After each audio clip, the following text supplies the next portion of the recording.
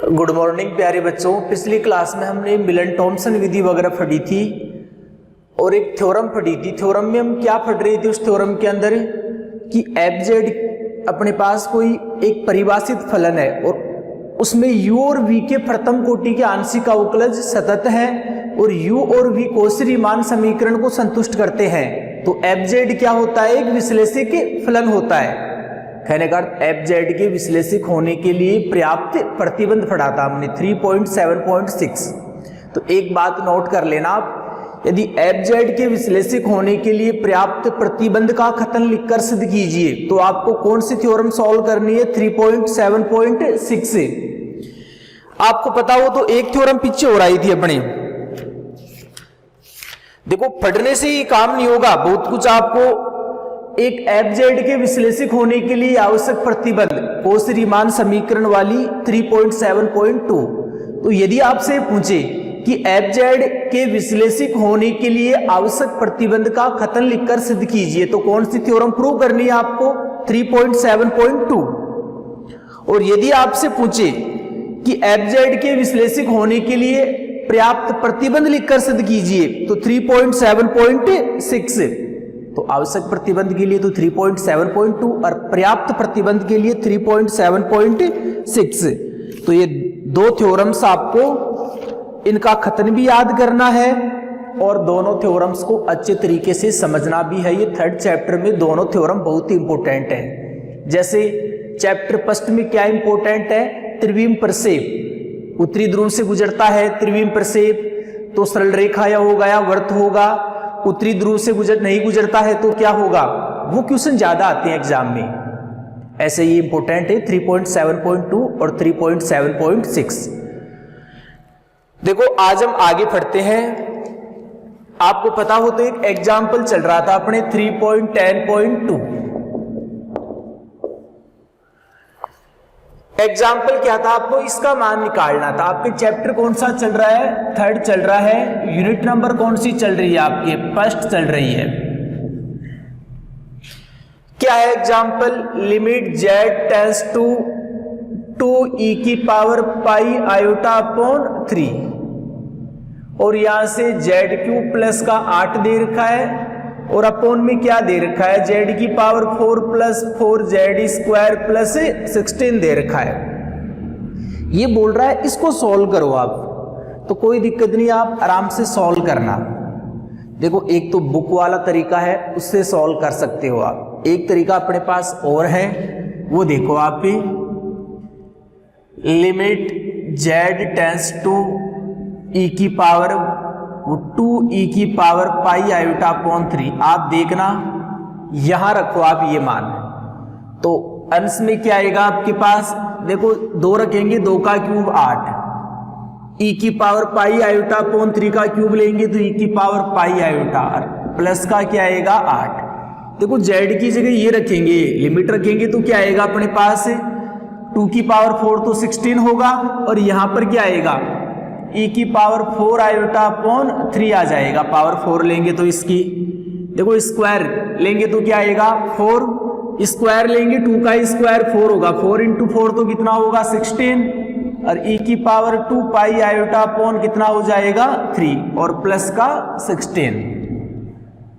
देखो e की power पाई iota क्या होता है आपको पता होगा? Cos pi plus iota sine pi. देखो साइन में तो पाई का गुणज, चाहे विषम गुणज हो चाहे सम गुणज हो, साइन पाई का मान तो क्या होता है? 0 होता है। कोस पाई का मान क्या होता है? कोस में जानते हो ना विषम गुणज, कोस पाई कोस 3 पाई इनकी वैल्यू -1 होती है। कोस 2 पाई 4 पाई 6 पाई सम गुणज की वैल्यू होती है +1। तो कहने का इसका मान -1 होगा तो ऊपर आएगा -8 प्लस का 8, क्योंकि की पावर पाई आयोटा की वैल्यू क्या आ गई आपके पास? -1। यदि यहां मैं सॉल्व करूं तो ये बताइए e की पावर 4 आयोटा अपॉन 3 है, इसको मैं ये भी तो लिख सकता हूं e की पावर पाई iota plus pi iota upon 3 लिख सकता हूं मैं। हाँ लिख सकता हूं, ऐड करेंगे तो वही आएगा। और इसको मैं क्या लिख सकता हूं? देखो थोड़ा सा अपन शॉर्ट करने की कोशिश करें तो ज्यादा ठीक रहेगा पाई iota plus pi iota upon 3। कोई बात नहीं, देख लेंगे अभी। तो देखो e की पावर ये तो आ गया पाई आयोटा, और ये आ गया e की पावर पाई आयोटा अपॉन 3 आ गया आपके पास। ये कितना हो गया -1। e की पावर पाई आयोटा कितना आ गया -1 आ गया। और e की पावर पाई आयोटा अपॉन 3 की वैल्यू आपको पता है, पाई अपॉन 3 कितना होता है 60 होता है।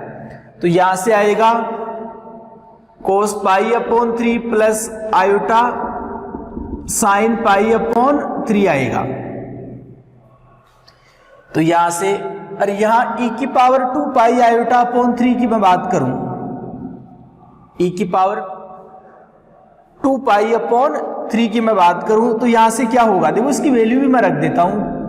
कोस 60 की वैल्यू क्या होती है, कोस 60 की वैल्यू क्या होती है, साइन 3 1/2। कोस 60 कितना होता है आपको पता होगा, 1/2 ही होता है।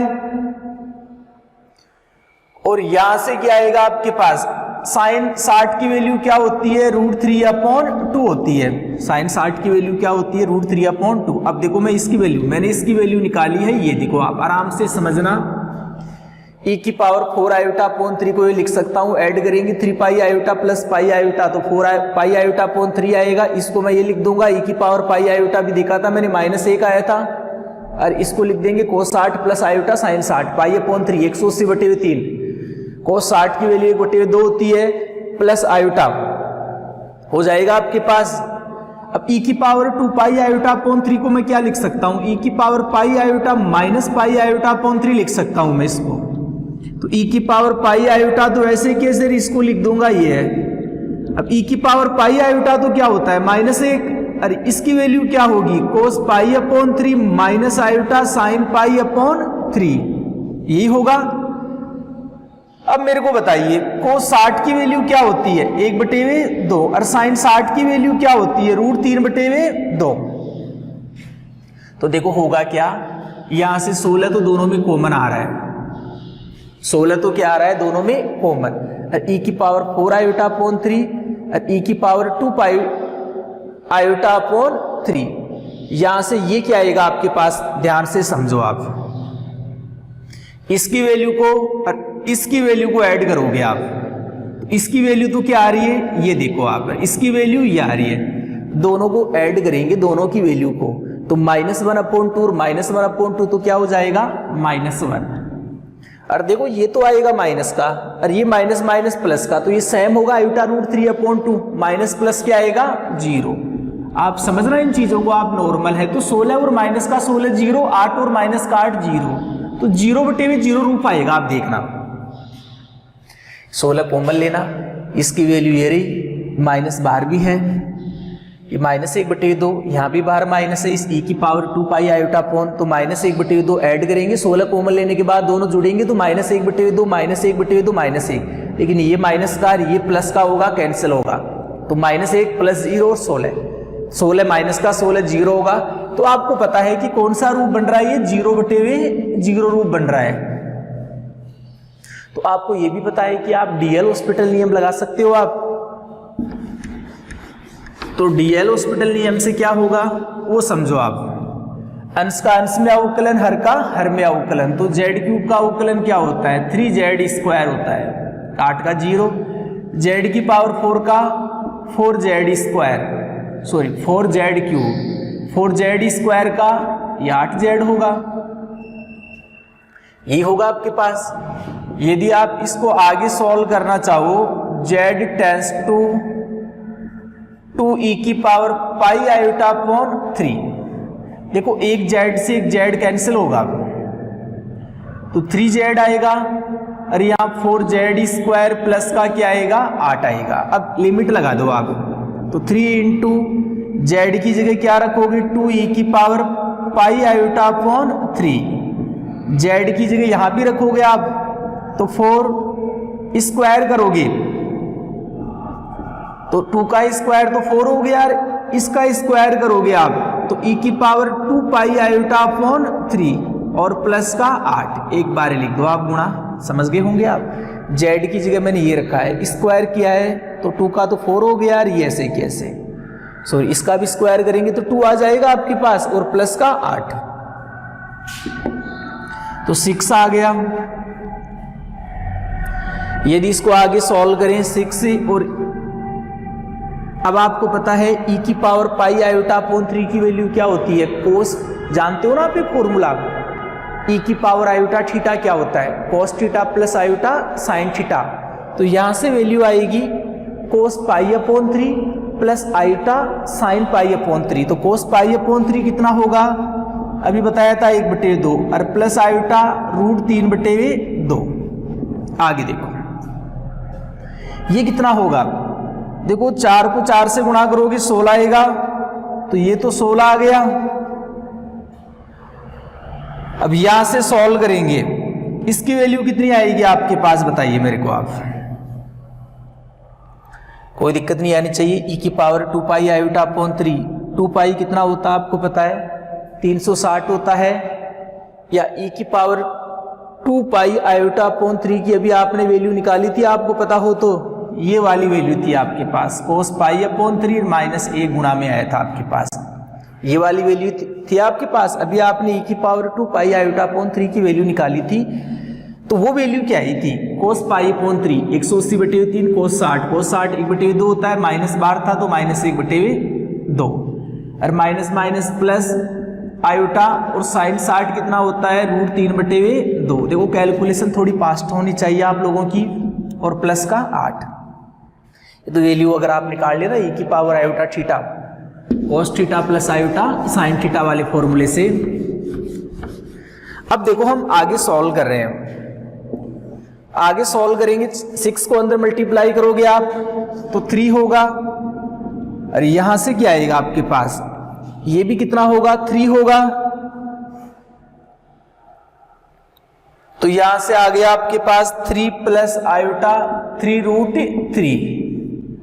इसको सॉल्व करेंगे, ये माइनस का 8 होगा, क्या होगा माइनस का 8। ये कितना आएगा आपके पास, प्लस का 8 आयोटा √3, और ये कितना आएगा आपके पास, प्लस का 8 आएगा, ये तो बाहर है।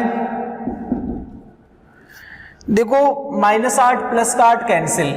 अब हम क्या करेंगे, 1/8 आयोटा को तो बाहर ले लेते हैं, बाद में गुणा कर देंगे और √3 का भाग दे देते हैं, तो यहाँ √3 बचेगा। √3 से डिवाइड करेंगे, 3 को मैं क्या लिख सकता हूँ, √3 × √3, एक √3 कैंसिल होगा, और यहाँ √3 कैंसिल करेंगे तो आयोटा 3 आएगा यहाँ पर। और आगे आप सोल्व करना चाहो, आयोटा को अंदर मल्टीप्लाई करना चाहो तो करवा दीजिए, कोई दिक्कत नहीं। आयोटा के अंदर लेके जाओगे तो यहाँ तो आयोटा से आयोटा कैंसिल 3 बचेगा, और यहाँ 1/4 आयोटा गुणा में आएगा। 1/4 आयोटा जानते हो ना क्या होता है, माइनस आयोटा होता है। ये आंसर आ गया आपका, देख लीजिए बुक में क्या दे रखा है, 1/8 3 माइनस आयोटा √3। तो आप ऐसे भी सॉल्व कर सकते हो, कोई दिक्कत नहीं है, या बुक वाले तरीके से एक लिमिट को सॉल्व करना है, कोई बड़ी बात नहीं है। तो वीडियो को रोक के उतार लीजिए आप।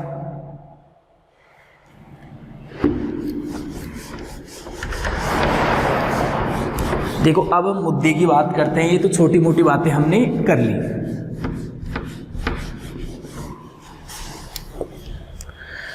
मुद्दे की बात क्या है, एग्जाम्पल देखो आप, 3.10.3 दिखाई दे रहा है, ये 3.10.3। देखो यदि fz तथा gz z बराबर z0 पर संतत हो तो सिद्ध कीजिए कि fz प्लस gz तथा fz डॉट gz भी इस बिंदु पर क्या होगा, सतत होगा। देख लीजिए आप, दिया है, क्या दे रखा है बताइए, fz तथा gz बिंदु z0 पर संतत है, अतः दो बहुत छोटी धनात्मक वास्तविक संख्याएं, दो बहुत छोटी धनात्मक वास्तविक संख्याएं एप्सिलॉन तथा डेल्टा इस प्रकार होंगी कि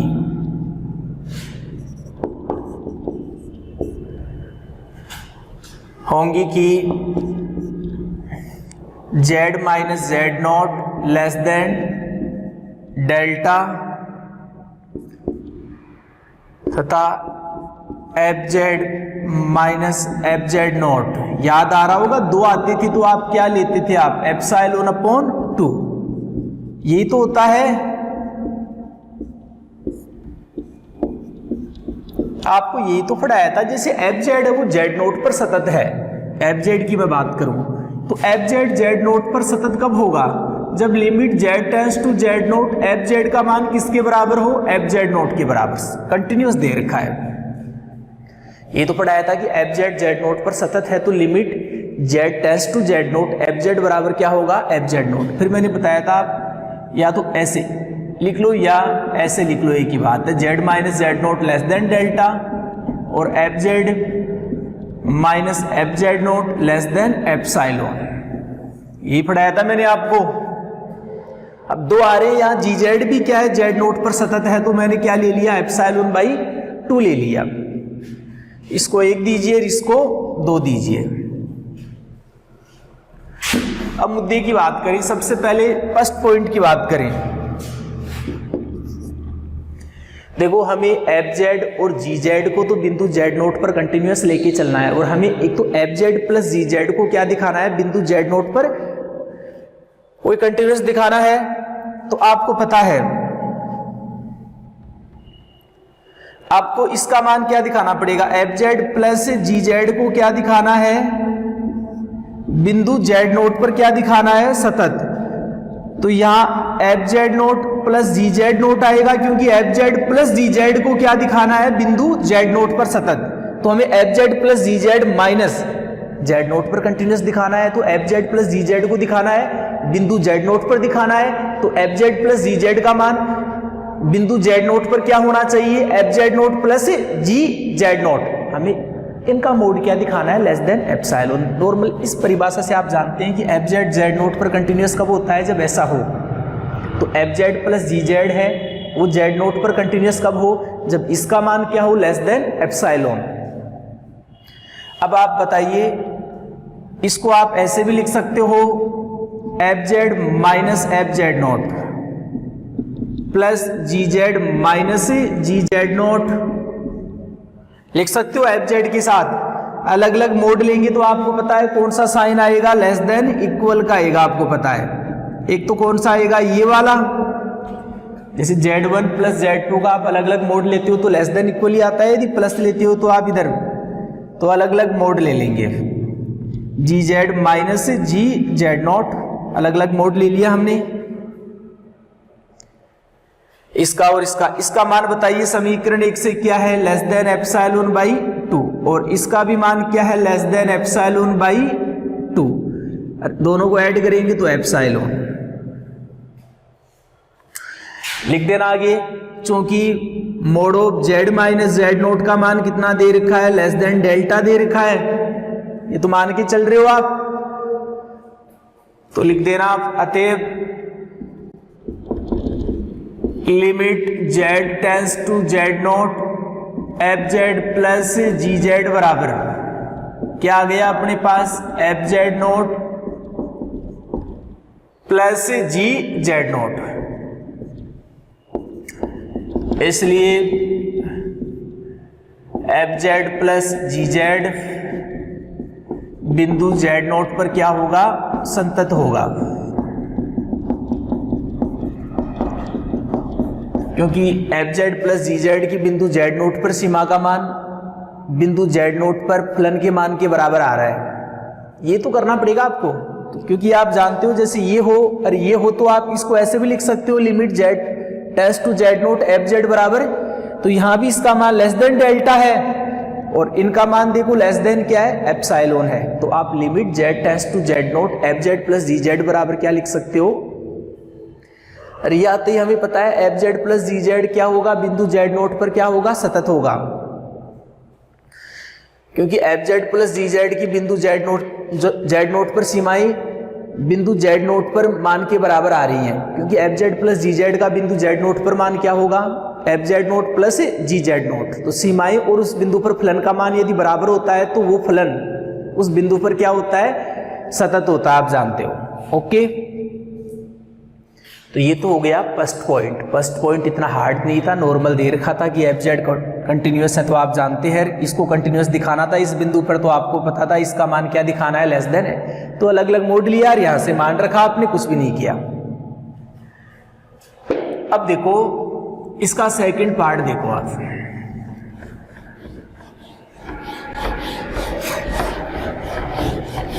एक बात और पूछ रहा आपसे,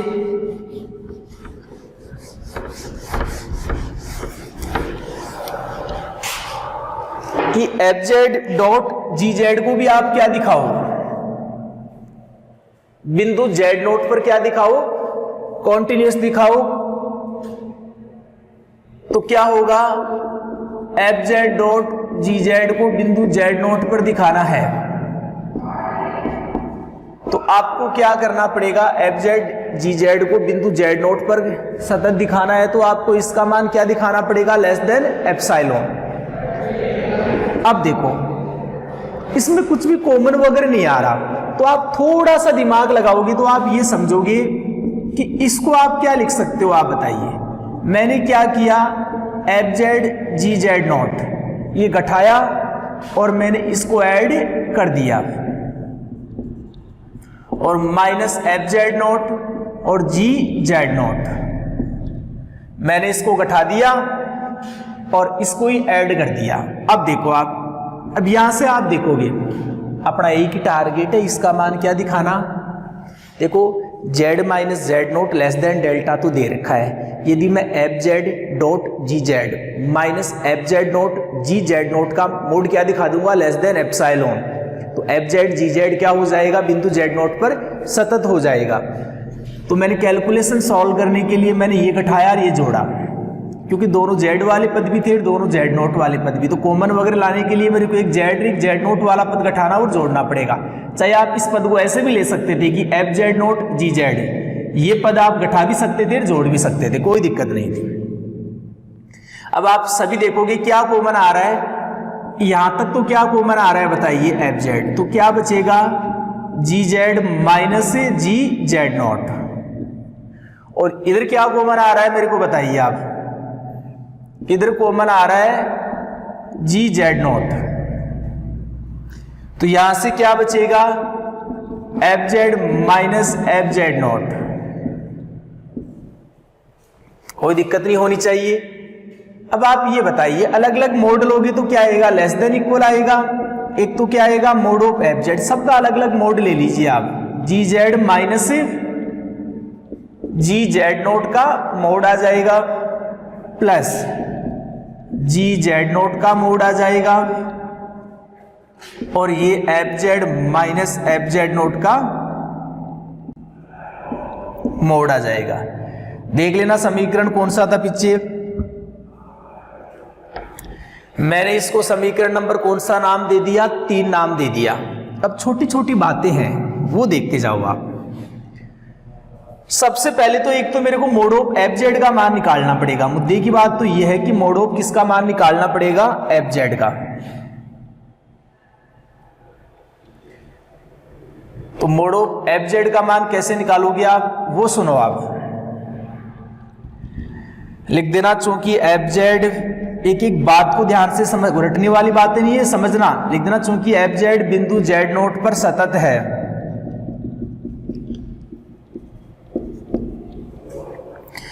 इसलिए f Z minus F Z note, देखो थोड़ा बात को समझो आप, एफ जेड क्या है, बिंदु जेड नोट पर सतत है, तो इसका मान मैं क्या लिख सकता हूं, लेस देन एप्सिलॉन, चाहे वो एप्सिलॉन अपॉन 2 भी लिख सकते हो, आप सेकेंडरी में पढ़ा होगा, एप्सिलॉन अपॉन 3 भी लिख सकते हो। तो एफ जेड बिंदु जेड नोट पर सतत है, तो इसलिए इसका मान क्या होगा, लेस देन एप्सिलॉन। एप्सिलॉन का मान आपको पता है क्या होता है, 1 से छोटा होता है। तो यदि ये मान देखो, ये मान एप्सिलॉन ही 1 से छोटा है, तो ये मान तो और भी छोटा है, ये भी 1 से छोटा होगा, तो मैं डायरेक्ट यहां ये 1 लिख सकता हूं क्या, कोई दिक्कत नहीं आनी चाहिए।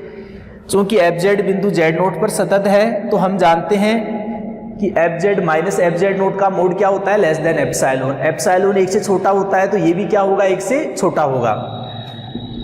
अब देखो आप ये भी जानते होंगे, आप जानते बहुत कुछ हो, आप इस चीज की आप टेंशन मत लिया करो कभी भी, वो बातें बाहर आनी चाहिए बेटे।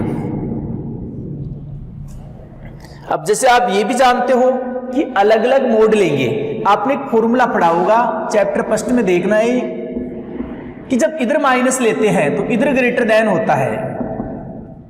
जैसे Z1 माइनस Z2 का मोड लेते हैं, यदि आप प्लस लेते हैं तो इधर आता है ग्रेटर देन इक्वल, यदि आप माइनस लेते हैं तो इधर साइन किसका होता है, लेस देन इक्वल का। ओके, तो मैं इधर माइनस लूंगा तो मेरे को पता है, अभी मैंने समझाया उसके अकॉर्डिंग यही तो होगा, F Z minus F Z not. यदि आप माइनस लूंगा ना तो देखो साइन देखो आप उसके अकॉर्डिंग इधर कंप्लीट मोड की तरफ आएगा ग्रेटर देन, माइनस वाले की तरफ हमेशा लेस देन इक्वल आएगा। इधर मैं प्लस लेता तो प्लस की तरफ आता है ग्रेटर देन इक्वल। तो ये आप बात समझिए। आगे देखिए, छोटी छोटी बातें चल रही है, सब कुछ आपको आता है। ये क्यों कर रहे हैं, ये मोड ऑफ एफ जेड का मान ज्ञात करने के लिए, भी आप समझ जाओगे। अब देखो 4 व 5 से आप ये भी बताइए मेरे को कि 4 व 5 से क्या होगा। 4 व 5 से आप ये बताइए, मैं ऐसा भी लिख सकता हूं क्या, F Z minus F Z not less then 1। देखो इसका मान क्या है मेरे को पता है, लेस देन 1 है। इसका मान क्या है, इसका मान देखो 4 से लेस देन 1 है। यदि ये मान 1 से छोटा है तो ये मान तो इससे भी छोटा है। यदि इसका मान देखो आप 1 से छोटा है, यदि ये मान 1 से छोटा है, ये वाला मान, तो ये मान तो हमें पता है इस मान से भी छोटा है, तो ये मान भी क्या होगा, 1 से कम ही होगा। तो वही मैंने लिखा है 4 व 5 से कि एफ जेड का mode minus F Z not का मोड क्या होगा, लेस देन 1 होगा। या यहां से मैं बात करूं एफ जेड का mode less than 1 plus mode of F Z not का मोड। यहां तक किसी भी विद्यार्थी को दिक्कतें नहीं होनी चाहिए। या लिख देना mode of F Z less than, कुछ भी लिख दो आप, जैसे आपने m लिख दिया, कुछ भी लिख दो आप, k लिख दो, जैसे आप k नहीं दे रखा तो k लिख दो, कोई दिक्कत नहीं। इसको दीजिए, लिख देना यहां चूंकि एफ जेड बिंदु जेड नोट पर सतत है, अतः एफ जेड नोट का मान, अतः एफ जेड नोट परिबद्ध होगा। ये तो जानते हो ना, एफ जेड नोट परिबद्ध होगा।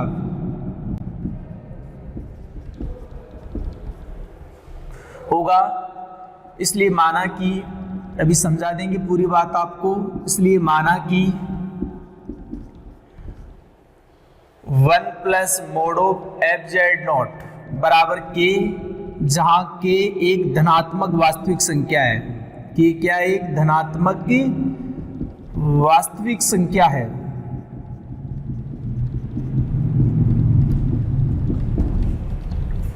देखो आपने पढ़ा होगा कि यदि एफ जेड बिंदु जेड नोट पर सतत है तो उस बिंदु पर एफ जेड क्या होगा, परिबद्ध भी होगा। और जब परिबद्ध होता है ना, तब आपको पता है ना, जैसे एफ जेड बिंदु जेड नोट पर परिबद्ध है तो mode of F Z not का मान क्या होता है, लेस देन के या लेस देन एम होता है। ये पढ़ा होगा आपने। तो मेरे को पता है कि एफ जेड बिंदु जेड नोट पर सतत है तो एफ जेड नोट का मान क्या होगा, परिबद्ध। एफ जेड नोट है वो परिबद्ध भी होगा, परिबद्ध होगा तो एफ जेड नोट का मान क्या है, परिमित होगा। तो 1 भी परिमित है और ये भी परिमित है, क्योंकि एफ जेड जेड नोट पर सतत है तो इसका मान अनंत तो हो नहीं सकता। एफ जेड नोट के मोड का कोई परिमित मान ही होगा, तो इसका मान भी परिमित है। 1 भी फाइनाइट होता है, ये भी फाइनाइट है, तो मैंने इसको कंप्लीट को क्या मान लिया, के मान लिया। अब ये हमें पता है कोई फाइनाइट वैल्यू है लेकिन उसका मोड है तो पॉजिटिव वैल्यू आएगी। 1 भी पॉजिटिव है तो ये मान कोई पॉजिटिव होगा, तो मैंने ये लिखा है, इसको मैंने के मान लिया। और के क्या होगा हमें पता है, एक धनात्मक वास्तविक संख्या होगी। जानते हो ना, सतत है तो परिबद्ध है। परिबद्ध का अर्थ होता है कि एफ जेड जेड नोट पर सतत है तो एफ जेड जेड नोट पर परिबद्ध भी होता है। इसका अर्थ है कि एफ जेड का मान जेड नोट पर क्या होता है, परिमित होता है। तो यहां तक आपने लिख लिया। एक बार वीडियो को रोक के यहां तक उतार लो आप। देखो कुछ बातें भी मैं समझाऊंगा आपको, यहां तक वीडियो को रोक के उतार लो आप। अब देखिए आप, इस समीकरण 3 की तो हमें आवश्यकता पड़ेगी। अब देखिए आप, तो इसको के माना आपने, इसको हम नहीं पता है क्या मानना पड़ेगा। अब देखिए आप, क्योंकि जी जेड क्या है, बिंदु जेड नोट पर दिखाई दे रहा है यहां, जी जेड बिंदु जेड नोट पर सतत है अतः परिबद्ध भी होगा। मैं लिख देता हूं डायरेक्टली, जी जेड बिंदु जेड नोट पर सतत है अतः परिबद्ध भी होगा। इसलिए आपको पता है क्या होगा, mod of g Z not का मोड क्या होगा, लेस देन एम होगा। ये जानते हो ना आप? अरे फॉर ईच एम आपको पता है कहां से लोगे, एक धनात्मक वास्तविक की संख्या होगी आपके पास। एम कहां से लोगे आप, आर प्लस से।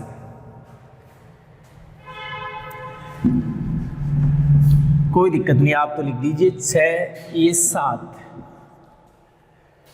जी जेड बिंदु जेड नोट पर सतत है तो हमें पता है परिबद्ध भी होगा, तो जी जेड नोट का मान क्या होगा, मोड का मान लेस देन एम होगा। अब यहां से देखिए, लिख देना यहां एफ जेड तथा जी जेड, देखो यहां एफ जेड तथा जी, देखो ये सिद्ध करने वाले क्वेश्चन होते हैं ना, इनमें दिमाग लगाना पड़ता है। इसमें पता रहता है अपने को उस साइड जाना है तो अपने को उस साइड चलना है। तो क्योंकि एक तो सिद्ध करने वाला क्वेश्चन नहीं होता है तो आप उसमें किधर भी जा सकते हो, कोई दिक्कत नहीं है, कुछ भी आंसर निकाल दे सकते हो, कितनी भी कैलकुलेशन कर सकते हो आप लास्ट में, कोई दिक्कत नहीं है। लेकिन जो सिद्ध करने वाला क्वेश्चन होगा उसमें तो पता आपको वही आंसर निकालना है, तो आपका टारगेट फिक्स रहता है। अब यहाँ आपका टारगेट फिक्स है कि हमें F Z dot ji Z minus F Z not ji Z not का मोड क्या दिखाना है, लेस देन एप्सिलॉन दिखाना है कुल मिला के। तो उस टारगेट के अकॉर्डिंग काम कर रहा हूं मैं, कोई गलत काम नहीं करना आपको बेटे। यहां बात समझ रहे हो, सिद्ध करना है तो मनमर्जी नहीं चलानी, कुछ भी लिख दिया। नियम के अकॉर्डिंग जो बात सत्य है वो बात ही लिखनी है आपको। यहां एफ जेड तथा जी जेड बिंदु जेड नोट पर क्या है, सतत है, इसलिए आपको यह भी पता है क्या होगा, इसलिए f Z minus F Z not का मान तो मैं क्या मानूंगा बताइए।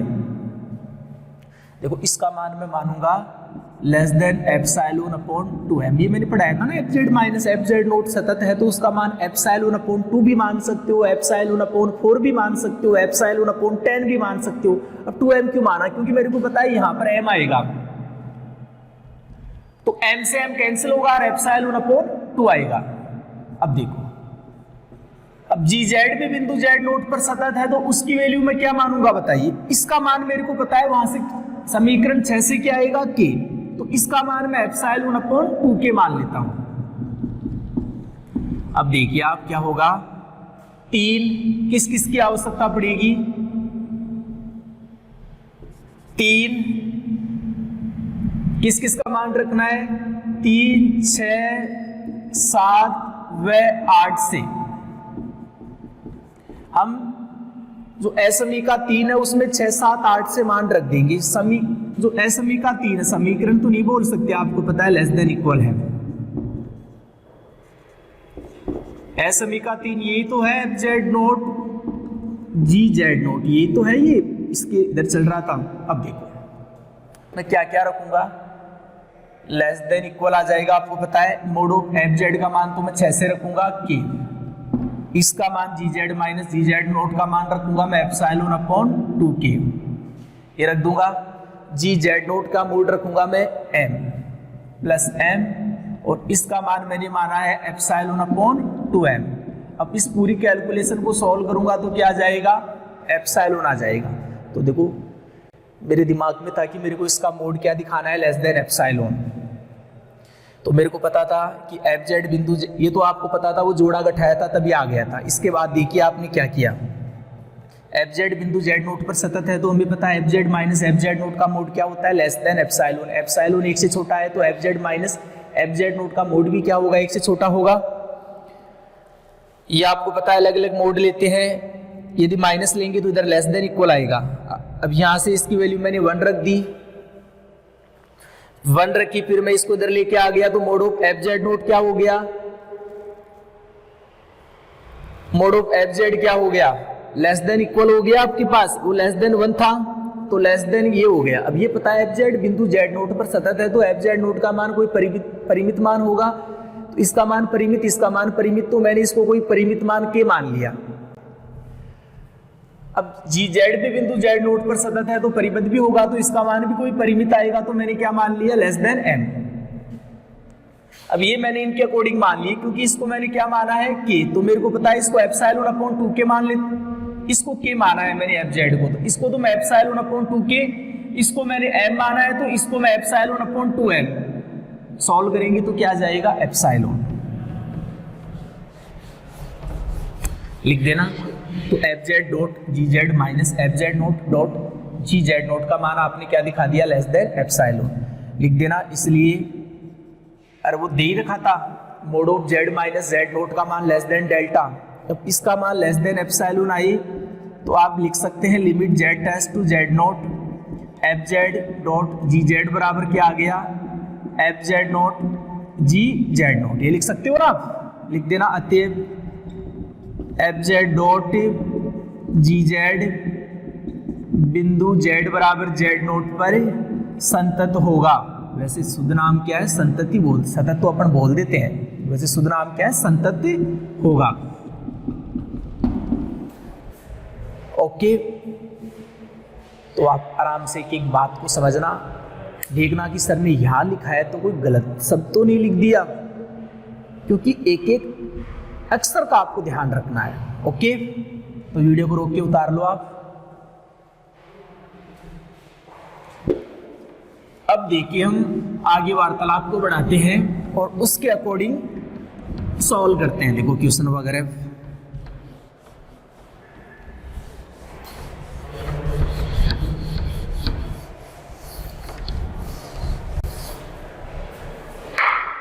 देखो आगे क्या दे रखा है, एक समान सतत नहीं है। एक बार यूनिफॉर्म कंटिन्यूअस की परिभाषा लिखा दूं क्या आपको, लिख ही लो आप एक बार, एक समान सतत की परिभाषा लिख लो आप, तो कोई दिक्कत नहीं, एक समान ही, क्योंकि एग्जाम्पल भी आ गया है अब। तो क्या होता है यूनिफॉर्म कंटिन्यूअस, वो देखो आप लिख देना। कोई फलन एफ जेड, कोई फलन एफ जेड, फलन एफ जेड प्रांत डी में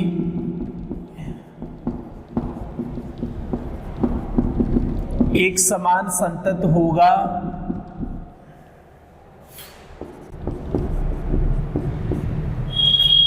यदि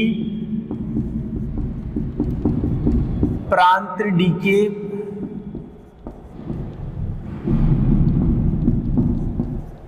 प्रत्येक युग्म के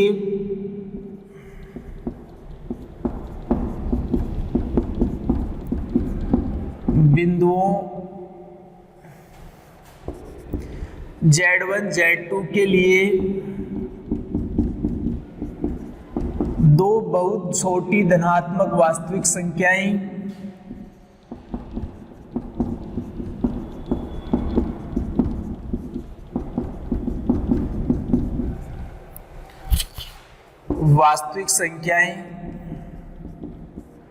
एप्सिलॉन तथा डेल्टा इस प्रकार है कि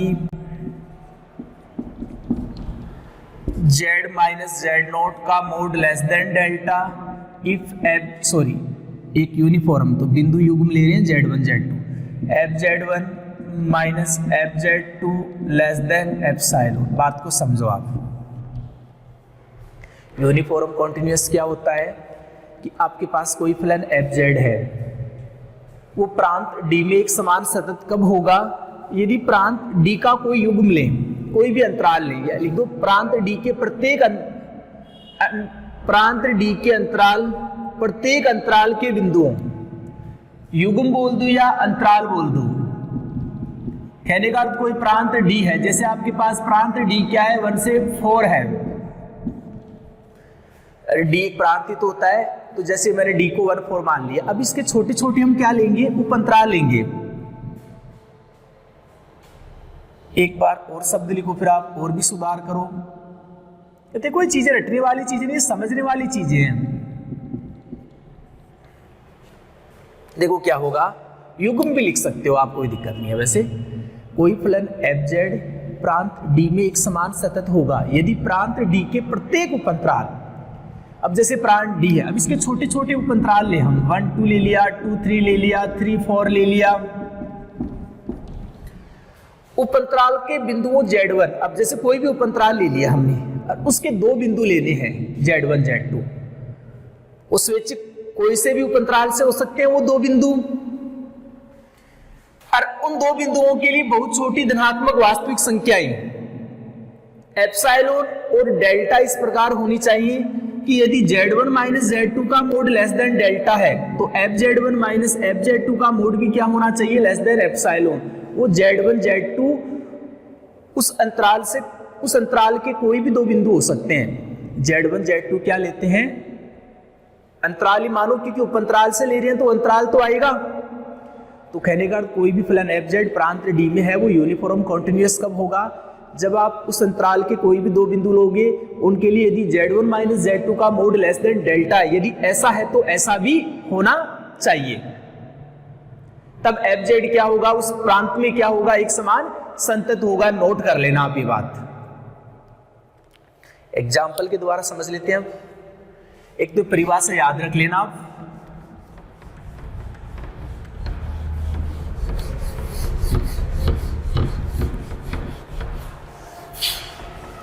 देखो आप 3.10.4 जो एग्जाम्पल दे रखा है इसकी बात कर रहे हैं हम। सिद्ध एक प्रांत दे रखा है, तो प्रांत दे रखा है mode of z less than 1 में fz बराबर z स्क्वायर क्या है? एक समान सतत है, जबकि fz बराबर 1/z एक समान सतत नहीं है।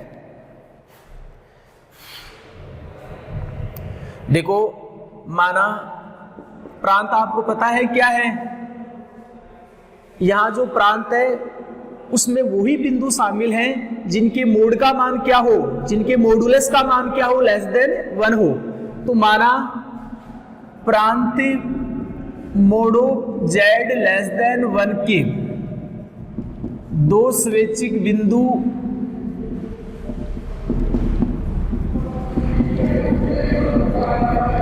क्या है? मैंने मान लिए z1 तथा z2 है,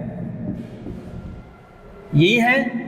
अरे मैंने ये भी मान लिया कि इनका मान क्या है? लेस देन डेल्टा है। मैंने z1 माइनस z2 का मोड भी क्या मान लिया? Less than delta. एक चीज नोट कर लेना है, z1 z2 कहां से ले रहे हो? इस प्रांत से लेके चल रहे हो। और हमने ये ऐसे 2 बिंदु माने हैं जिनका मोड क्या है? लेस देन डेल्टा है। तो अब क्या होना चाहिए? fz1 माइनस fz2 का मोड भी क्या होना चाहिए? Less than epsilon. यदि ऐसा हो गया ना तो fz है ना, इस डोमेन के अंदर क्या होगा? एक समान संतत होगा आपके पास। अब मुद्दे की बात कर लेते हैं। अब अपन मान निकालेंगे fz1 माइनस fz2, इसके मोड का मान। तो fz का मान यहां क्या है आप मेरे को बताइए? z स्क्वायर है। पहले z स्क्वायर को चेक कर रहे हैं कि fz बराबर z स्क्वायर है वो इस प्रांत में एक समान संतत है या नहीं है। तो fz1 का मान क्या होगा? z1 स्क्वायर होगा, और ये क्या होगा? z2 स्क्वायर होगा। यदि मैं यहां से सॉल्व करूं तो अलग अलग मोड लेने की आवश्यकता नहीं। एक स्टेप और लिख दीजिए आप a square minus b square से a minus b a plus b. देखो अलग अलग मोड लेंगे, गुणा में अलग अलग मोड लेते हैं तो आपको पता है क्या होता है? बराबर का साइन ही आता है। यहां तक किसी भी विद्यार्थी को दिक्कतें नहीं होनी चाहिए। अब देखो आप देखो Z1 माइनस Z2 का मोड में क्या लिख सकता हूं, लेस देन डेल्टा। यहां लिख दीजिए लेस देन क्या लिख सकता हूं, डेल्टा लिख सकता हूं। इसको तो मैंने डेल्टा लिख दिया और आपको पता है इनके मैं अलग अलग मोड भी ले सकता हूं, कोई दिक्कत थोड़ी है। दिक्कत हो आप बोल देना। आप देखो आप बातों को समझो। मेरे को इसका मान क्या दिखाना था, लेस देन एप्सिलॉन। यदि ऐसा हो गया तो मैं बोल दूंगा FZ प्रांत dV क्या होगा, एक समान संतत होगा। FZ1 का मान मेरे को पता है, FZ का मान Z स्क्वायर है तो इसका मान ये होगा A square minus B square से इसका मान आप मानते हो। ये तो डेल्टा में अलग अलग मोड लिया, ये अलग अलग मोड क्यों लिया है लिख देना, क्योंकि मोड ऑफ Z1 क्या है, लेस देन 1 है और Z2 भी क्या है, लेस देन 1 है। क्यों? क्योंकि Z1 Z2 आप कहां से लेके चल रहे हो, प्रांत से लेते हैं। अब Z1 Z2 इस प्रांत से है तो उनका भी मोड क्या होगा, लेस देन 1 होगा। अब Z1 का मोड भी लेस देन 1 है तो इसकी जगह 1 रखेंगे और इसकी जगह भी क्या रखेंगे, 1। देखो यदि Z1 का मोड है वो 1 से कम है, यदि मैं 1 रखता हूं तो इधर साइन कौन सा रहेगा, ग्रेटर देन। इसकी जगह भी 1 रखूंगा, इसकी तरफ भी 1, तो इधर वो ग्रेटर देन ही तो आएगा। इसकी जगह भी 1 रखा है मैंने, इसकी जगह भी 1 रखा है तो 2 डेल्टा हो गया। या इसको मैं लिख सकता हूं लेस देन एप्सिलॉन, लिख देना, जहां डेल्टा बराबर एप्सिलॉन अपॉन 2। देखो डेल्टा 1 1 रखा, 2 डेल्टा आ गया। डेल्टा ये आपको मैंने समझा चुका, जैसे आप 25 से डेल्टा हो आ जाता मान लीजिए तो हम डेल्टा बराबर क्या मानते हैं, एप्सिलॉन अपॉन 25 हम मान सकते हैं, क्योंकि डेल्टा क्या होता है, टेंड्स टू 0 और एप्सिलॉन भी क्या होता है आपको पता है, टेंड्स टू 0। तो एप्सिलॉन टेंड्स टू 0 है तो डेल्टा का मान ये मान सकते हैं, क्योंकि डेल्टा हमेशा क्या होता है, टेंड्स टू 0। तो यदि आप 25 डेल्टा आता तो डेल्टा का मान मानते हैं एप्सिलॉन अपॉन 25। तो देखो ये क्या आ गया, लेस देन क्या आ गया, एप्सिलॉन लिख देना। FZ बराबर Z स्क्वायर प्रांत mode of Z less than 1 में एक समान क्या होगा, संतत होगा। कोई दिक्कत थोड़ी है ये, क्योंकि लेस देन क्या आ गया, एप्सिलॉन। अब एक और दे रखा है इसी के अंदर, तो वीडियो को रोक के उतार लो आप एक बार फटाफट। आप कुछ नहीं, इतना ही करके आना है। रोक के उतार लिया। देखो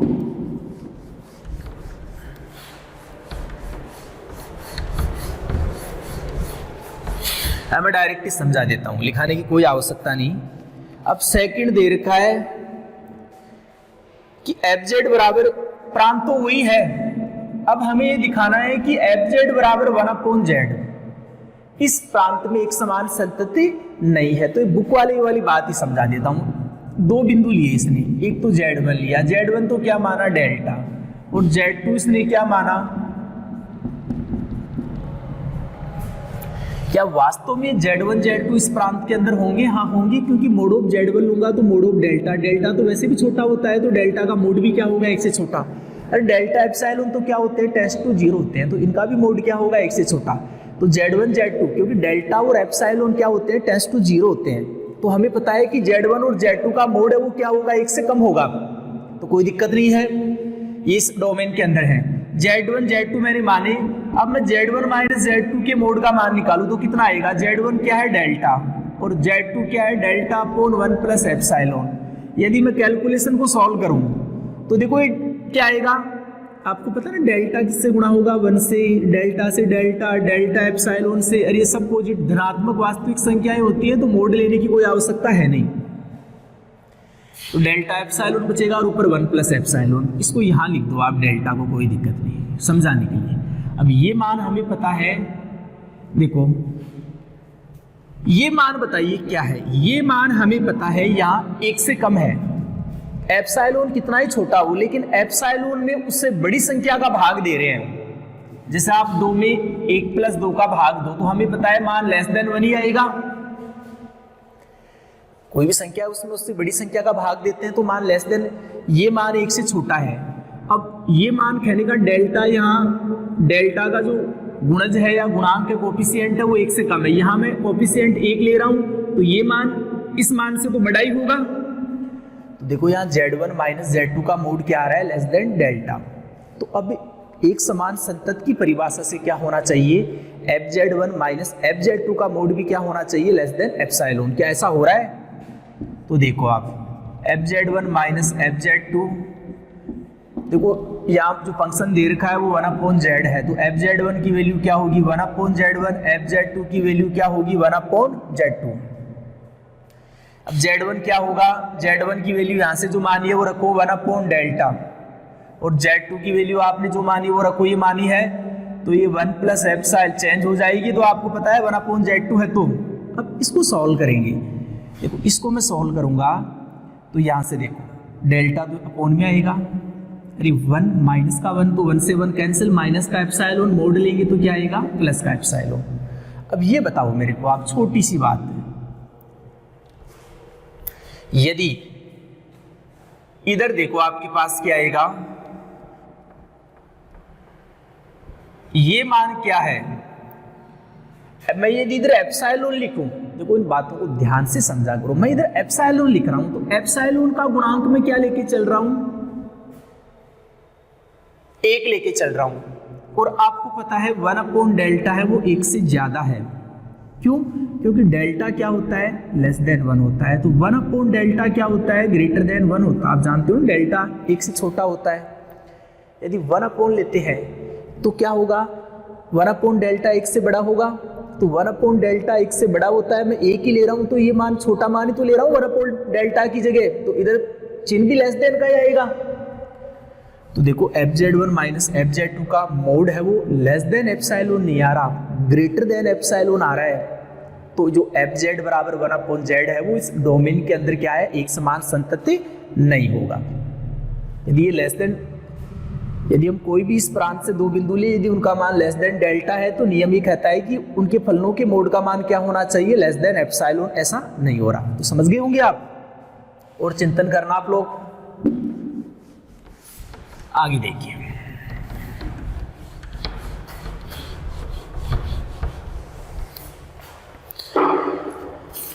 देखो अब हम बात कर रहे हैं 3.10.5 की। ये टेंशन मत करना सर, एग्जाम्पल ही चल रहे, क्वेश्चन भी जल्दी आने वाले हैं, आप नो टेंशन रहो। अब थोड़ा सा काम मैं फटाफट आपको मैं होमवर्क दे देता हूं। 3.10.5 है, हमें करना है कि FZ बराबर Z बार किसी भी बिंदु पर अवकलनीय नहीं है। तो आपको पता है फॉर्मूला कौन सा लगाना है अवकलनीय का, तो ये लगाना है 3.10.5। तो FZ बराबर क्या होगा, limit delta Z tends to 0 और FZ plus delta Z minus FZ upon delta Z, ये होगा अवकलनीयता का फॉर्मूला। अब आप मेरे को बताते जाइए FZ प्लस डेल्टा Z का मान क्या होगा। देखो फलन को देखो, FZ का मान Z बाहर दे रखा है, तो इसका मान ये Z बाहर आएगा अपॉन डेल्टा Z, और लिमिट अलग अलग ले सकते हो आप संयुग्मी, तो Z बाहर प्लस डेल्टा Z का बाहर माइनस Z बाहर अपॉन डेल्टा Z, ही कैंसिल होगा। तो अब आपको पता है कौन सा अवकलनीयता के लिए दायां अवकलज बायां अवकलज तो निकालते नहीं, ऐसा पहले भी आया था। एक बार वास्तविक अक्ष की ओर लेंगे, एक बार काल्पनिक अक्ष की ओर, तो एक बार -1 आएगा और एक बार +1 आएगा, आपको पता है। तो वास्तविक अक्ष और काल्पनिक अक्ष पर मान समान नहीं है, ये पहले पढ़ा चुके, तो वो अवकलनीय नहीं होगा। तो 3.10.5 समझ गए। 3.10.6 में आ जाओ आप। एक फलन दे रखा है, सर्वत्र सतत एवं विश्लेषिक है। तो देखो ये त्रिकोणमिति फलन होते हैं ना, ये उनमें साइन और कोस होते हैं ना। साइन और कोस का मान आपको पता है -1 से +1 तक होता है। साइन और कोस का मान कहां से कहां तक होता है, -1 से +1। तो साइन और कोस होते हैं ना, ये हमेशा क्या होते हैं, सतत होते हैं। जैसे tan x है, वो किस पर सतत नहीं होता, आपको वही पूछ ले, π/2 पर सतत नहीं होता। tan x है वो π/2 पर सतत क्यों नहीं होता, क्योंकि tan π/2 का मान क्या आता है, इनफाइनाइट आता है, आपको पता है। तो लिख देना डायरेक्ट ही, FZ लिखा, u क्या होगा, रियल पार्ट आयोटा का गुणांक v होता है FZ में, तो लिख देना ये सतत फलन है। तो डायरेक्ट ही फिर दिखाना है, देखो विश्लेषिक दिखाना है, तो 3.7.6 थ्योरम से क्या होगा, थोड़ा सा स्टडी करो आप। क्योंकि विश्लेषिक दिखाना है तो एक तरीका तो है अवकलनीय वाला कि एफ डैश जेड का मान क्या दिखा दो आप, परिमित और अद्वितीय, तो एफ जेड अवकलनीय हो जाता है। अवकलनीय होते ही एफ जेड क्या हो जाता है, विश्लेषक भी। लेकिन हर जगह एफ डैश जेड का मान आप ज्ञात नहीं कर सकते। जैसे आपको यहाँ एफ डैश जेड का मान ज्ञात करना हो ना इस एग्जाम्पल के अंदर 3.10.6 के अंदर, तो दिक्कतें आएंगी। तो फिर क्या करें हम, तो उसके लिए अपने पास एक तरीका है 3.7.6 कि एफ जेड है वो एनालिटिक कब होगा, विश्लेषिक कब होगा। तो मैंने समझाया था एफ जेड बराबर क्या होता है, u प्लस आयोटा v। एक तो उनके प्रथम कोटि के जो आंशिक अवकलज है u और v के, जैसे del u upon del x, del u upon del y, del v upon del x, del v upon del y. 3.7.6 के अंदर देखो वहां प्रथम कोटि के u और v के जो प्रथम कोटि के आंशिक अवकलज थे उनको सतत लेके चल रहे थे, और u और v वहां कोशी रीमान समीकरण को संतुष्ट कर रहे थे। यदि ऐसा है तो एफ जेड क्या होता है, विश्लेषिक, क्योंकि हम वहां u और v के प्रथम कोटि के आंशिक अवकलज सतत लेके चल रहे थे और u और v कोशी रीमान समीकरण को संतुष्ट कर रहे थे, ये लेके चल रहे थे। और एफ जेड को हमने क्या दिखाया था, विश्लेषिक। तो जहां एफ डैश जेड का मान ज्ञात करने में दिक्कत हो वहां 3.7.6 थ्योरम काम में लिया करो। तो एक तो कोशी रीमान समीकरण दिखाना है, अरे कि del u upon del x, del u upon del y, del v upon del x, del v upon del y को क्या दिखाना है, संतत। तो हमें पता है del u upon del x, del u upon del y, del v upon del x, del v upon del y के मान साइन कोस के पदों में आ रहे हैं, तो ये संतत होंगे। तो यहाँ और कोशी रीमान समीकरण भी देखो संतुष्ट हो रहा है। अरे यहाँ ये लिख देना है डेल यू अपॉन, डायरेक्टली लिख दो कि u और v के चारों आंशिक अवकलज क्या है, सतत फलन है। तो ये भी सतत है, कोशी रीमान भी संतुष्ट हो रहा है। तो 3.7.6 से एफ जेड क्या हो जाएगा, विश्लेषिक हो जाएगा। और चर्चाएं हम नेक्स्ट क्लास में करेंगे। छोटी छोटी चर्चाएं चल रही हैं, बहुत ही चैप्टर अब ज्यादा नहीं बचा है। जल्दी आपकी यूनिट नंबर फर्स्ट कंप्लीट होने वाली है। जैसे यूनिट नंबर फर्स्ट कंप्लीट होगी फिर फर्स्ट और थर्ड चैप्टर की मैं प्रॉब्लम एक साथ ले लूंगा। कुछ विद्यार्थी सोच रहे हैं कि बहुत टाइम हो गया, जल्दी आपकी प्रॉब्लम्स वगैरह भी हो जाएंगी। यूनिट नंबर फर्स्ट कंप्लीट होते ही फर्स्ट की प्रॉब्लम क्लास बना देंगे आपकी। ओके।